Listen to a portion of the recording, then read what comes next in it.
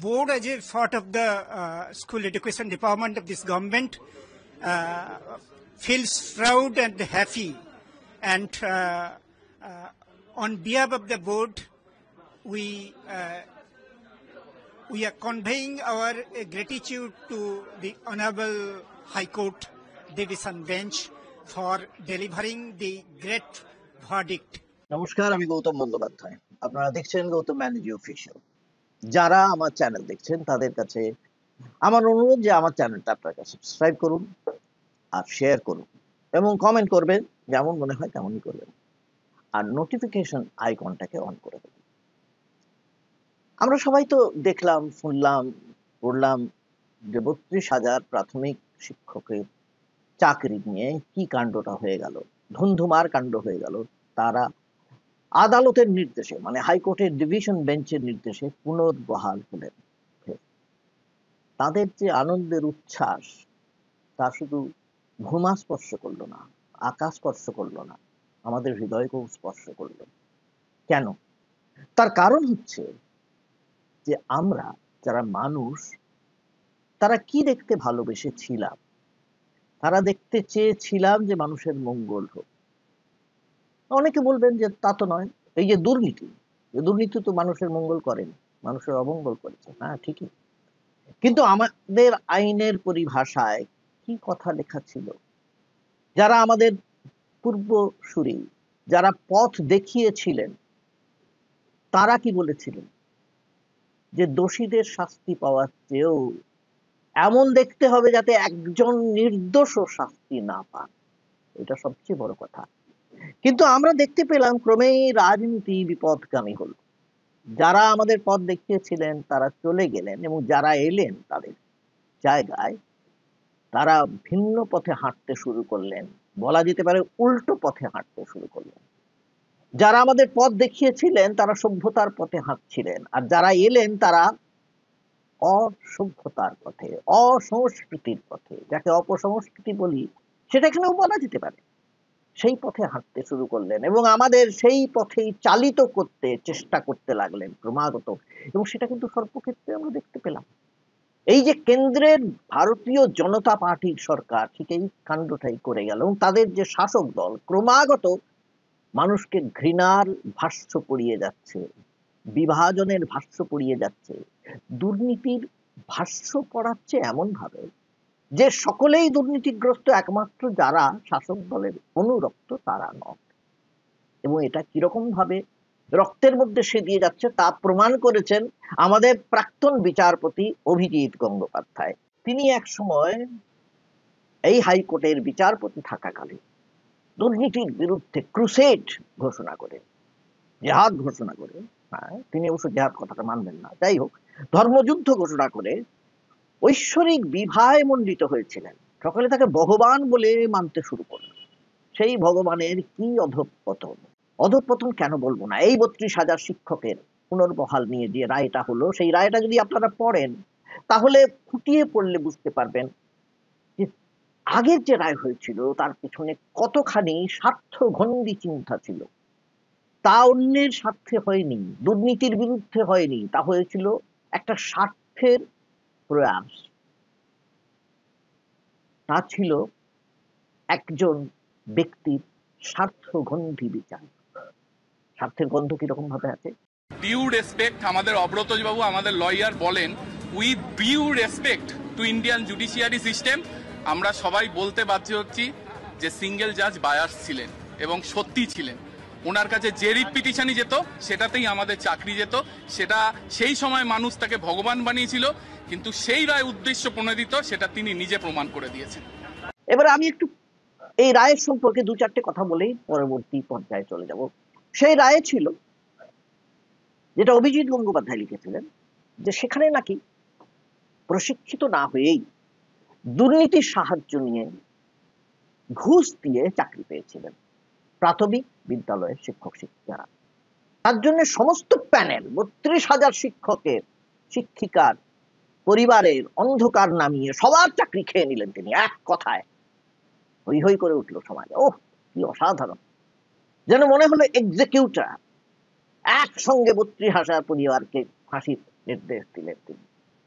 কি অসাধারণ! এবং শুধু তাই নয়, তিনি কি লিখেছিলেন তার রায়ে?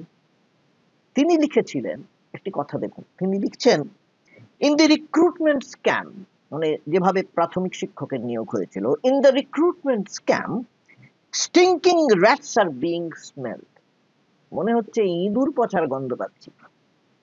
এত দুর্গন্ধ নাকি সেখানে! এই কথাটা শুনে আমার না সেই হ্যামলেটের নাটকের কথাটা মনে পড়ে যাচ্ছে, যেখানে বলা হচ্ছে something is rotten in the state of Denmark. ডেনমার্কের কোথাও যেন কিছু একটা পচে গন্ধ বেরোচ্ছে, দুর্গন্ধ বেরোচ্ছে সর্বত্র। এটা মনে হচ্ছে সর্বত্র দুর্গন্ধ বেরোচ্ছে। কিন্তু একটা কথা অভিজিৎ গঙ্গোপাধ্যায় ভুলে গিয়েছিলেন, তার বিস্মরণ হয়েছিল যে তিনি যখন আরো ছোট ছিলেন, যখন তিনি লেখাপড়া করছেন, তখন শেক্সপিয়ারের আরেকটি নাটক পড়ানো হতো, মার্চেন্ট অফ ভেনিস।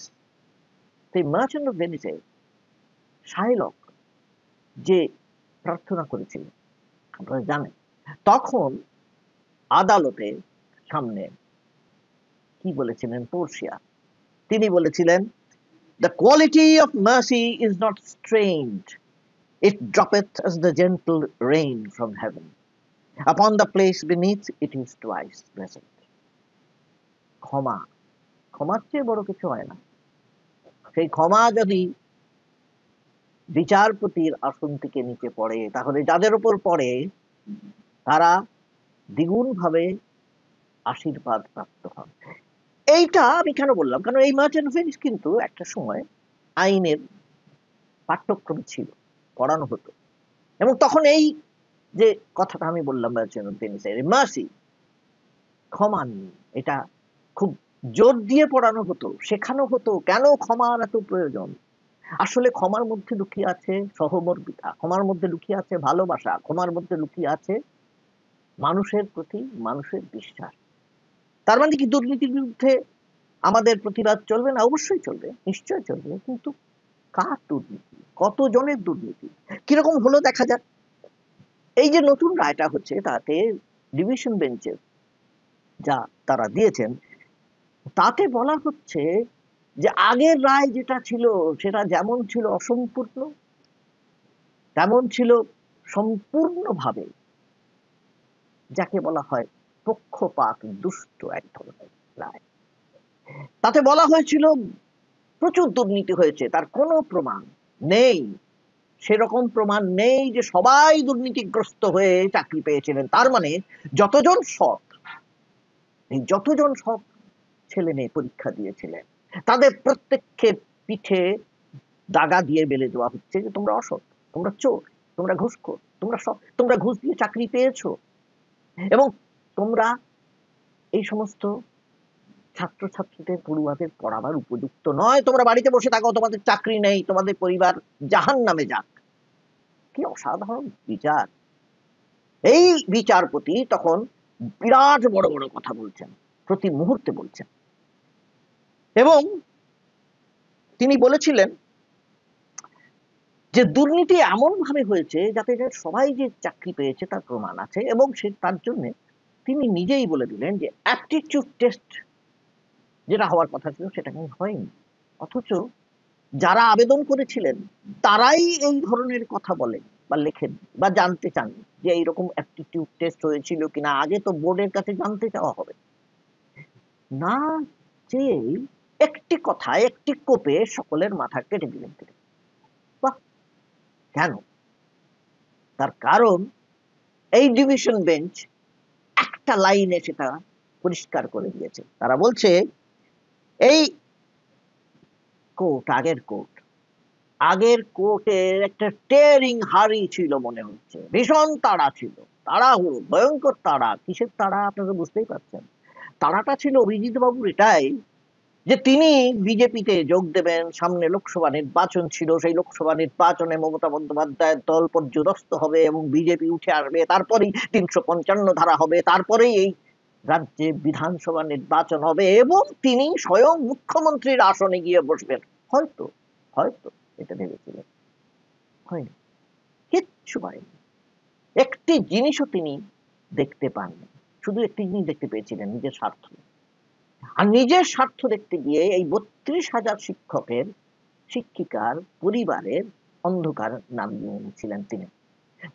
কাজেই তাকে এখন কি শুনতে হবে এবং তাকে কি বলতে হবে? তাকে বলতে হবে ডিভিশন বেঞ্চ তো সিঙ্গেল বেঞ্চের রায় বাতিল করে দিতেই পারে, সেই অধিকার তাদের আছে। মাথা নিচু করে নতমস্তকে তাকে এই কথাটা বলতে হবে, যেটা মাথা উঁচু করে বিরাট ভাবে বলেছিলেন তিনি নাকি শেষ থেকে ছাড়বেন। এই তো তার শেষ। এত অহংকার ভালো নয়। এত অহংকার দেখলে না কিরকম একটা বিবমিষা হয়, বমনেচ্ছা হয়, ভালো লাগে না। অভিজিৎ বাবু, আপনাকে দেখতেও কেউ ভালো ভাবে চাইবে না, আপনাকে কেউ ভালোভাবে গ্রহণ করবে না।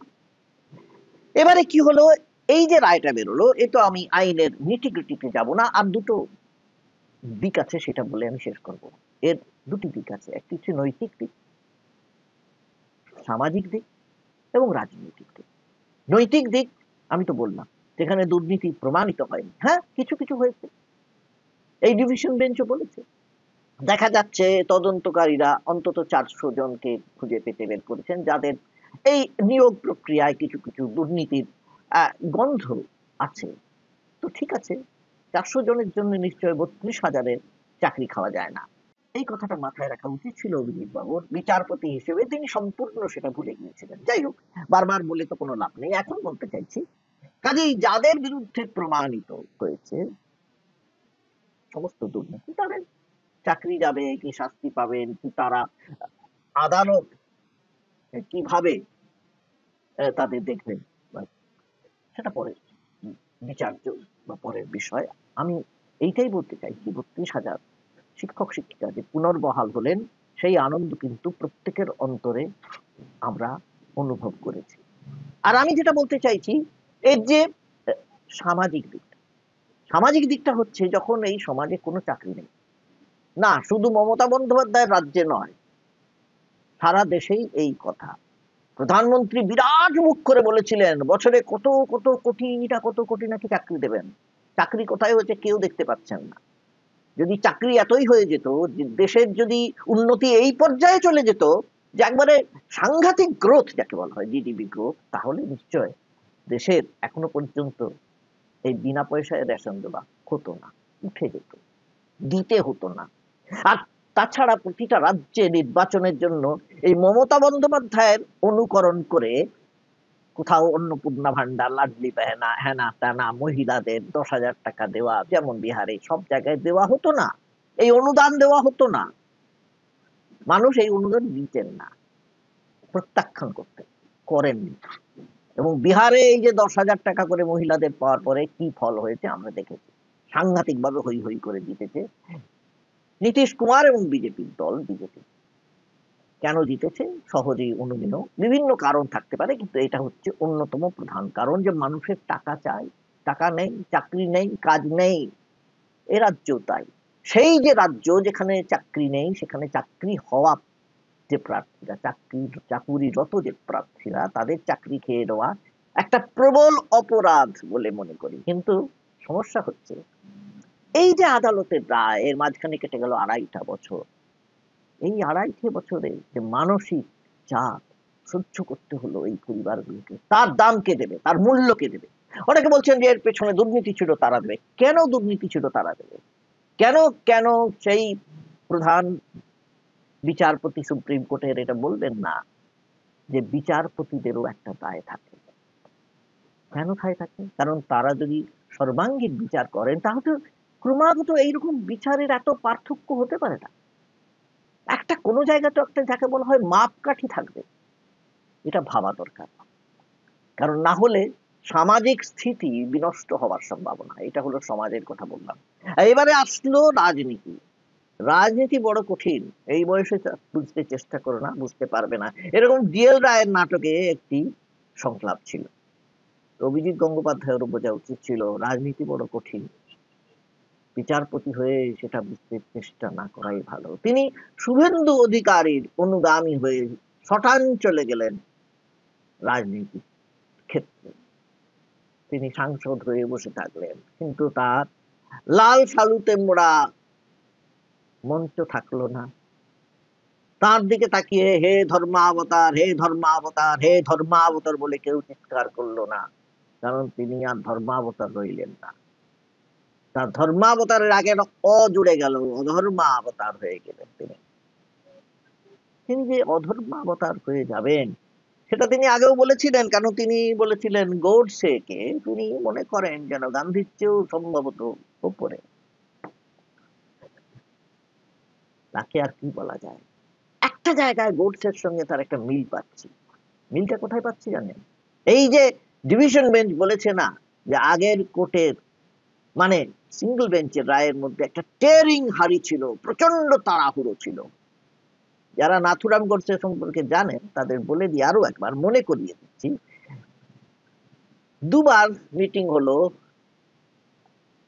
গান্ধীজিকে মেরে ফেলার জন্য।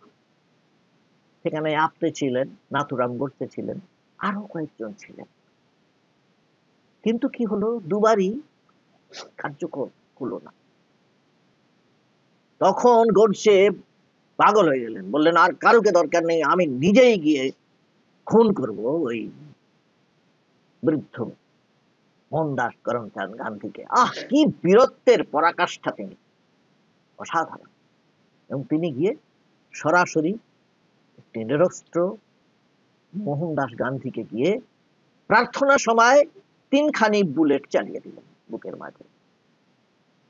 এবং সেই গোডসে কে ভারতীয় জনতা পার্টির একাংশ, আরএসএস এর একাংশ, এমনকি বিজেপি সাংসদ যারা ছিলেন তাদের একাংশ পুজো করতে শুরু করেছেন। অভিজিৎ গঙ্গোপাধ্যায়ও সেই দলে নাম লিখিয়েছিলেন। এখন তিনি কি করবেন?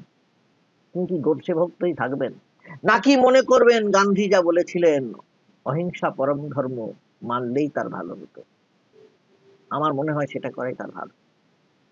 কারণ শুধু গান্ধী তো বলেননি, মার্টিন লুথার কিং বলেছেন, নেলসন ম্যান্ডেলা বলেছেন, যীশু খ্রিস্ট বলেছেন, রবীন্দ্রনাথ এই জন্য মহাত্মা গান্ধীকে এদের সঙ্গে তুলনা করেছেন, যীশু খ্রিস্টের সঙ্গে তুলনা করেছিলেন। এই কারণে একবার পড়ে নিতে পারেন রবীন্দ্রনাথের এই মহাত্মা গান্ধী সম্পর্কে যে প্রবন্ধগুলি আছে সেগুলি একটু পড়ে নিলে আমার মনে হয় আপনি নতুন করে আবার এই সমাজটাকে, পৃথিবীটাকে দেখতে শুনতে চাইবেন, নতুন ভাবে দেখতে চাইবেন। এবং আপনার মনের মধ্যে এই যে বিদ্বেষ আর ঘৃণার ভাব জন্মেছে সেটা আস্তে আস্তে দূরীভূত হতেও পারে। মঙ্গলের চিন্তা করাই ভালো। আপনার মঙ্গলের জন্যই বললাম অভিজিৎ বাবু। নমস্কার, আজকে এই পর্যন্তই। ভালো থাকবেন সবাই। আবার দেখা হবে আপনাদের সঙ্গে পরের এপিসোডে।